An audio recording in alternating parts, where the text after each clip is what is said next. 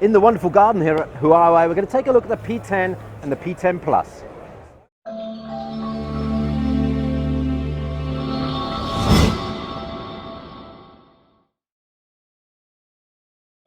As promised, a look at the P10 and the P10 Plus. Let's take a look at the P10 first, and I want to highlight this lovely blue one in the middle. It's actually got a slightly structured finish on the back. It's a really lovely blue. I'm just talking about style for the moment, and I'll give you some specs in a minute, but that is a really nice cover. The gold one doesn't have that structure on the back, it's slightly smoother, and the black one's the same. They both feel actually the same in the hand, but let's just have a look at some of the specifications.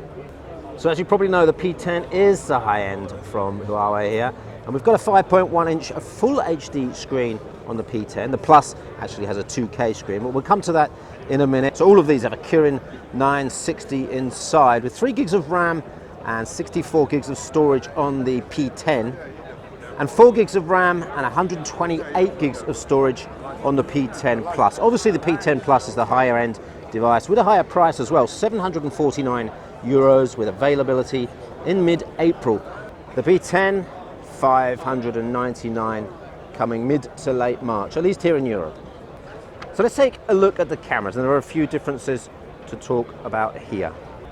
And it's a pretty interesting setup as well, because you've actually got a black and white and a color lens on here. The black and white is 20 megapixels. The color, the RGB color one, is 12 megapixels. So what's happening in the background is these two cameras are taking pictures at the same time and then being processed to provide a very interesting range of photo options, including portrait mode, beauty mode, artificial bokeh, and actually looking at some of the pictures that we've had demonstrated here at Mobile World Congress, it's pretty impressive. Integrated fingerprint sensor. It's also got gesture control as well, so for example, double click to get back to home, and you can swipe to take a look at open apps as well. Both devices include supercharging, which gets you to pretty much full charge in about 90 minutes. And with 15 minutes, you'll get to about 60% charge, which should, according to Huawei, give you enough charge to get through the whole day. The USB-C connector on the bottom is actually USB 2.1. We've got a mono speaker and a headset port there.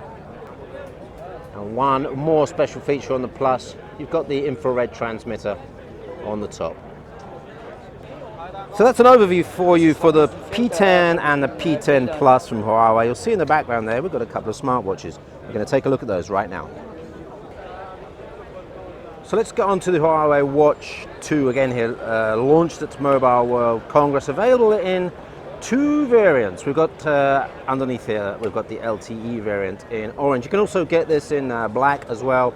And then we've got that Bluetooth variant. You actually can't see much difference from the outside. There's a little sign on the inside for the SIM card, although you might be able to get that in an eSIM variant. They're planning that, but we're not sure whereabouts that's going to land in Europe. So you can see it's obviously a sports-oriented watch, IP68 water resistant, so that's gives you some capability to go diving with it, no problem for you swimmers, and shower dust resistant as well.